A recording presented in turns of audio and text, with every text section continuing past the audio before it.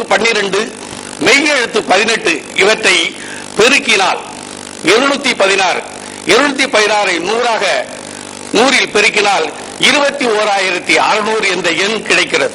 இதில் உள்ள செய்தி என்னவென்றால், ஒரு மனிதன் ஒரு நாளைக்கு சுவாசிக்கின்ற மூச்சு காற்றினுடைய எண்ணிக்கை 21,600 என்பதாகும்.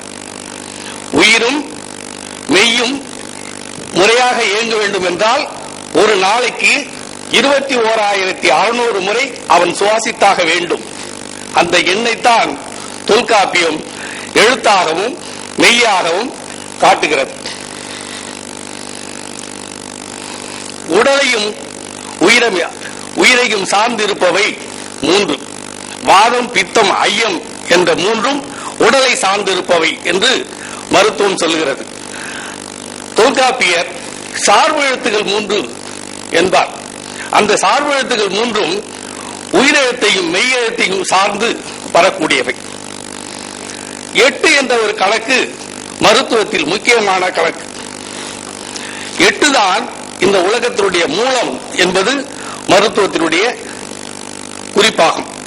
அதாவது மனிதனுடைய உடம்பினுடைய அளவு 8, அணுக்களுடைய வளர்ச்சியினுடைய நுண்ணணுவு பேரணுவாக ஆகும் பொழுது 8 பகுதியாக வளர்ந்து பேரணுவாக ஆகிறது என்று மருத்துவத்தில் சொல்லப்படுகிறது. அந்த 8ஐ குறிப்பிடுகின்ற வகையில் மணப்பு 8, மெய்ப்பாடு 8, உணவுப் பொருள் 8 என்று தொல்காப்பியம் குறிப்பிடுகிறது. 8 தான் உலகம்.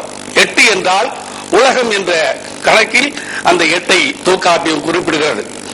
தமிழ் மருத்துவர்கள் எண்ணெய் காய்ச்சுகின்ற பொழுதும் தைலம் காய்ச்சுகின்ற பொழுதும் 8க்கு 1 காய்ச்சல் என்பார்கள்.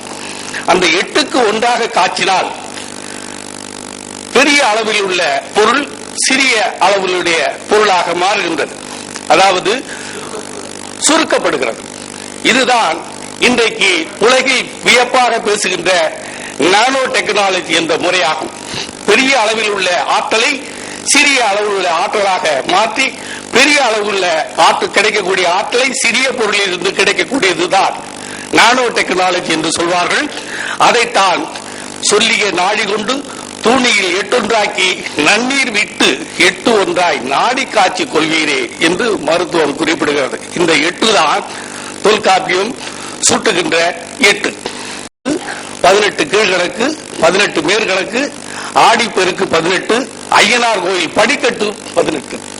இந்த 18 என்பது ஒரு மறைபொருளான கருத்து. அதாவது சித்தர்கள் இந்த உடலை பேணுவதற்காக செய்யப்பட்ட மருந்து பொருளில் முதன்மையானது ரசவாதம் என்ற வகார வித்தை. அந்த வகார வித்தையை செய்ய வேண்டும் என்றால் 18 பொருள்களை கொண்டு செய்ய வேண்டும். இது ரகசியமாக கையாளப்படுகின்ற ஒரு முறை. அந்த 18 வித்தையை அறிந்தவர்கள் சித்தர்கள் என்று கூறப்பட்டது. அதாவது சித்தர்களை அடையாளக்குறியாக குறிப்பிடுவது 18. அந்த 18 என்பது சித்தர்கள் 18 என்று வழங்கி வந்தது. அதுவே பின்னாடி இலக்கணங்களில் எழுத்தாகவும் மெய்யெழுத்தாக வந்திருக்கிறது.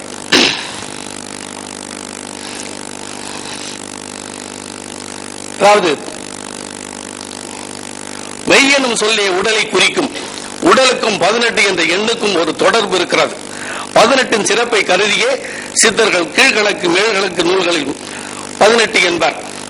போகின்ற 8ம் புகுகின்ற 10 ஆகி படைத்தன 9 வாய்தலும் நாகமும் 8 4 புறவியும் பாகன் விடாவிடில் பந்தயமாமே என்று 11 சிறப்பை திருமந்திரம் கூற காணலாம்.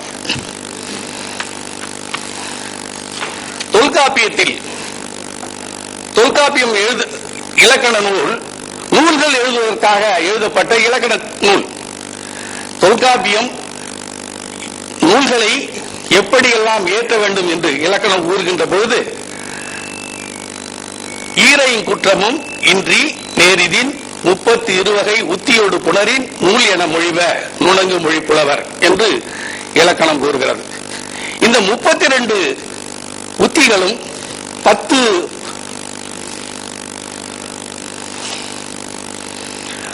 வகையான குற்றமும் தமிழ் மருத்துவத்தில் குறிப்பிடுகின்ற சொல்லாகும். அதாவது உடம்பிலே 10 வகையான குற்றங்கள் இருக்கின்றன. அந்த 10 வகையான குற்றங்களை போக்கினால் உடல் தூய உடலாக ஆகும். அதே போல இந்த உடம்பில் மொத்தம் 32 உறுப்புகள் இருக்கின்றன. அந்த 32 உறுப்புகள் உத்திகள் என்று குறிப்பிடப்படுகிறது. குற்றங்கள் என்பது உடம்பில் உள்ள 10 வகையான குற்றத்தை நூலுக்கு உரிய குற்றமாக, உடம்பு எப்படி தூயதாக இருக்க வேண்டும் என்று கருதுகிறோமோ அதே போல நூலும் தூய நூலாக, சிறந்த நூலாக அமைய வேண்டும் என்று இந்த 32 வகை உத்திகளையும் 10 வகையான குற்றங்களையும் குறிப்பிடுகிறது தொல்காப்பியம்.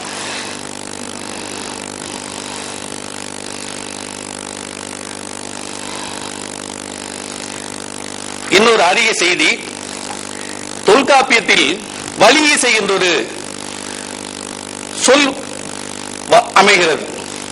இந்த வலியிசை என்பது யோகம் செய்கின்றவர்கள் சுழிமுனையில் கேட்கக்கூடிய ஓசையை வலியிசை என்று சொல்வார்கள்.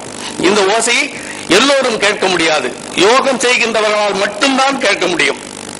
அப்போ இந்த வலியிசையை தொல்காப்பியம் குறிப்பிடுவதால் தொல்காப்பியம் இயற்றிய தொல்காப்பியர் யோகம் செய்தவராக அறியப்படுகிறார்.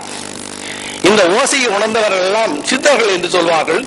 தொல்காப்பியத்தின் ஆசிரியர் யோகம் புரிந்த சித்தர் என்பது என்னுடைய ஆய்வின் முடிவு.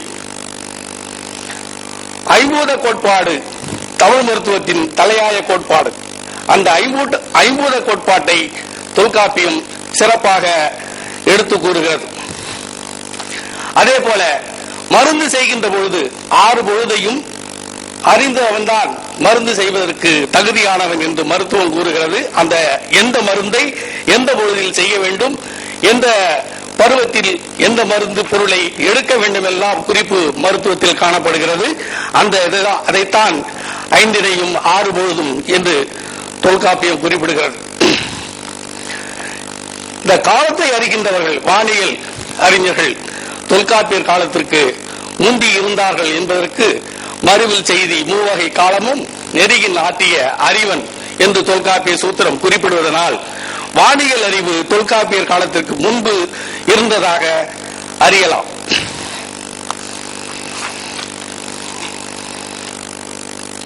மறைந்த ஒழுக்கத்தை, அதாவது தொல்காப்பியம் என்ன சொல்கிறது என்றால், இந்த வானியல் நேரம் காலம் பார்க்கின்ற முறை காதலருக்கு இல்லை என்பது போல ஒரு சூத்திரத்தை அங்கே குறிப்பிடுகிறது.